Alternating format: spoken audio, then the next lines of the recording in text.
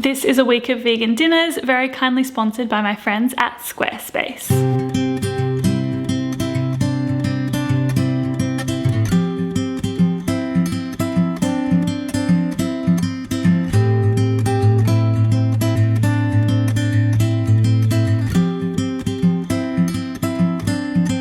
Hello my beautiful friends, and welcome back to a brand new video. Hope you have been keeping very well. I'm really excited because in today's video I'm going to be sharing with you a week of vegan dinners. Hopefully it will give you some new inspiration and give you some ideas of things to try out when you're cooking for yourself at home.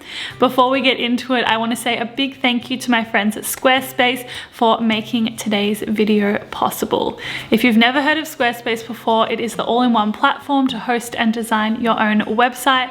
I personally use it for my website. We also use it for our podcast website. Actually, we recently launched our podcast website, so if you haven't checked it out, definitely do so. It is looking very beautiful, if I do say so myself. Squarespace is really great, not only if you are looking to launch a blog and maybe share your travels or share some recipes, which is what I personally do. It's also a great way to market yourself. You can connect all of your social media platforms to the website. You can connect podcast episodes and all of that good stuff. Probably my favorite thing about Squarespace at the moment is how easy it is to be able to track orders when they come in, because Squarespace have a commerce section that is really easy to manage and fulfill orders and all of that kind of stuff. So if you're looking to launch an online store or a blog, Squarespace is definitely the place to do so. You can head to squarespace.com for a free trial, and then when you're ready to launch, you can head to squarespace.com/AmandaDux. Use my code AmandaDux. That will get you 10% off your first purchase of a website or a domain. Alrighty, it's time to get into the food. Let's start with Monday night's dinner. Alrighty, so to make this kind of like nacho bowl that I've been enjoying making, I start with half a red onion, which I finely dice into small pieces. Then from there, I get a medium-sized frying pan and I drizzle some olive oil in there before transferring in my red onion, and I fry this up for about a minute. Then I also add in some taco seasoning. This is the one that I really enjoy using, and I fry this up for a further 1 to 2 minutes before adding in some black beans, continuing to fry this up, getting it to soak up all that flavor. Then I also add in some tinned tomatoes, continue stirring it all up, and then leave it over low heat. Then I am cutting some wheat tortillas into like corn chip kind of sizes. I'm really enjoying doing this for nachos and just like Mexican kind of inspired bowls lately. So I cut this into pieces and then put it in the oven for about 10 minutes. Whilst it is in the oven, I start making my guacamole. So the first thing I start with is some avocado, of course. Then I put this into the bowl and then add in some lemon. You could also use lime if you would like to. I add in some salt and some pepper, and then I mash this all together until it is nice and smooth. When it comes to plating, I put my tortilla chips into the bowl, then I top it with the bean mixture that I had left over low heat, add my guacamole on top, and then for a little bit of extra freshness, I like to add some sliced cucumber. And yeah, this was my dinner on Monday night. Super delicious and one of my absolute favorites at the moment. So you may already know that this is one of my favorite dinners at the moment, and it was no different for this Tuesday. I started by dicing up a brown onion into small pieces before drizzling some olive oil into a frying pan and then adding in my onion that I had diced. I stirred this around for a minute or so before I got some cherry tomatoes, and I sliced them into halves before transferring them into the frying pan, and then I also added in some frozen peas as well. I stirred this all together for like a minute or so, and then I added in some water before I got the lid to my frying pan and put the lid on for a few minutes.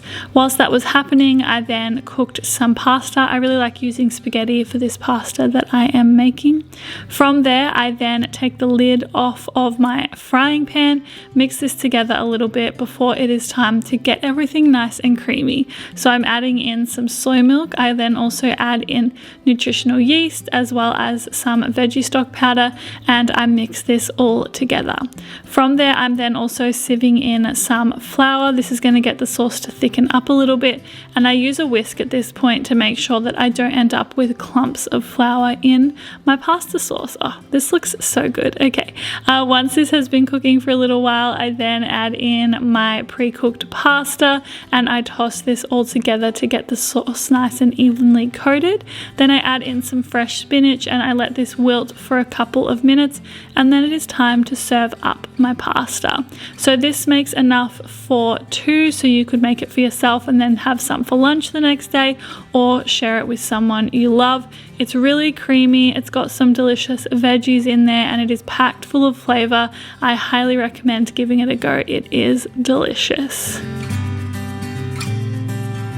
I've been having a moment with falafels lately, so for dinner this night I decided to make some of my own falafels to enjoy and then also have in my dinner. So I started by slicing some red onion, getting a garlic clove, and then also slicing some parsley. And then into a Vitamix I add some chickpeas as well as chickpea flour, parsley, the red onion and garlic. I also added in some chili flakes as well as cumin and some baking powder. Then I added in tahini, of course, love tahini so very much, as well as some salt and some pepper. Then I put the lid to my Vitamix on and it was time to blend everything up.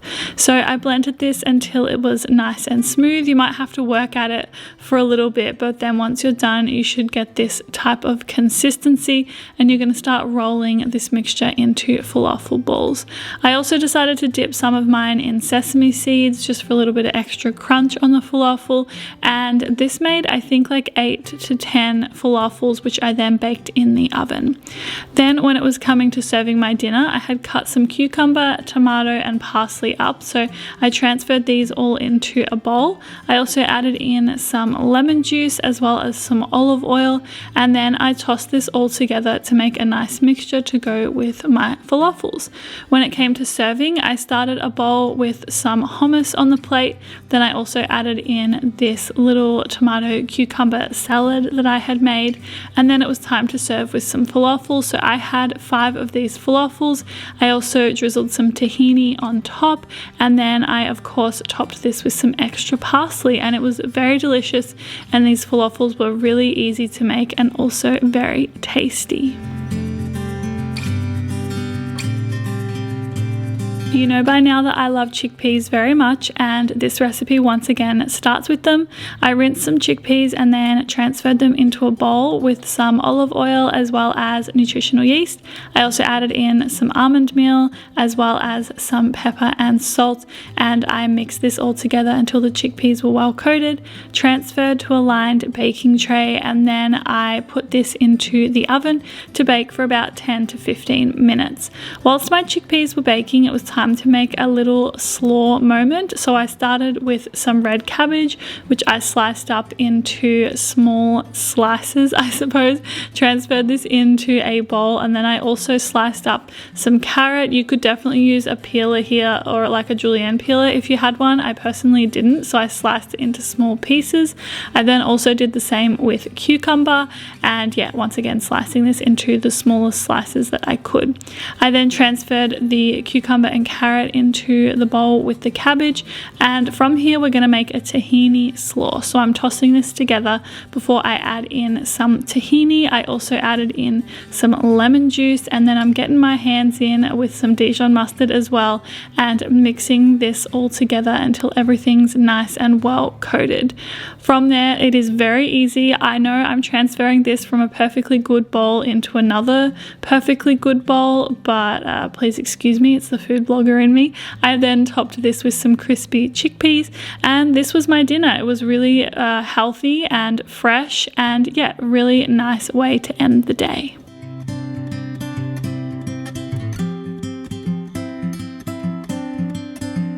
Okay, so this dinner is definitely a little bit random, but it is nourishing and filling and it tastes good. So yeah, stick with me.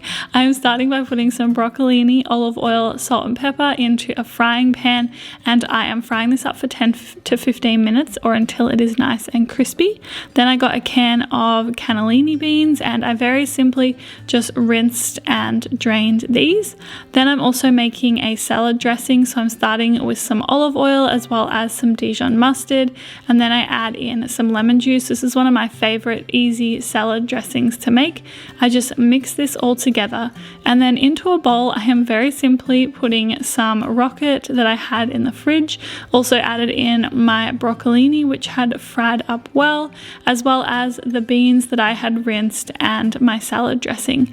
I very simply toss this together. As you can tell, this is a great one for when you are time poor but you just want something to fill you up that tastes good. And yeah, this was my dinner that I very much so enjoyed, and hopefully you will as well.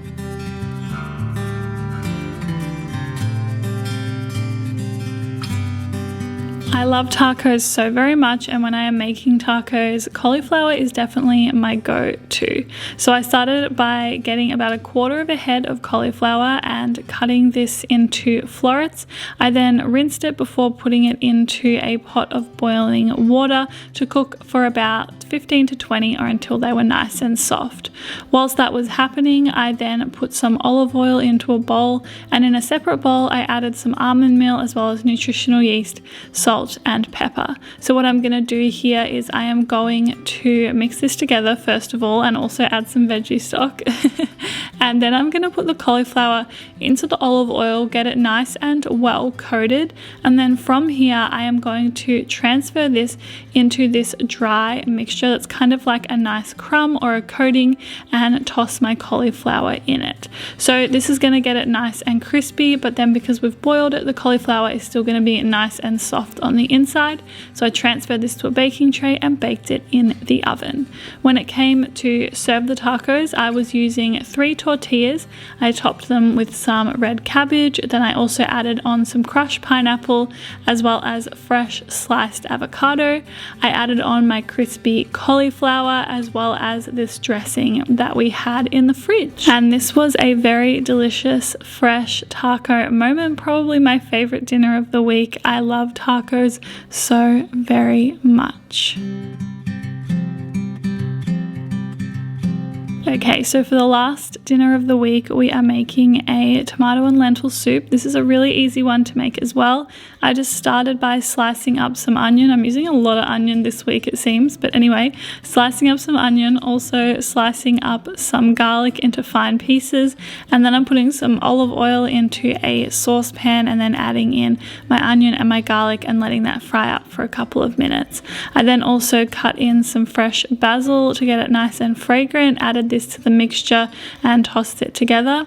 Then from there I added in some whole cherry tomatoes as well as some water and some veggie stock and mixed this together. I'm using whole tomatoes because this is going to be like a chunky tomato soup.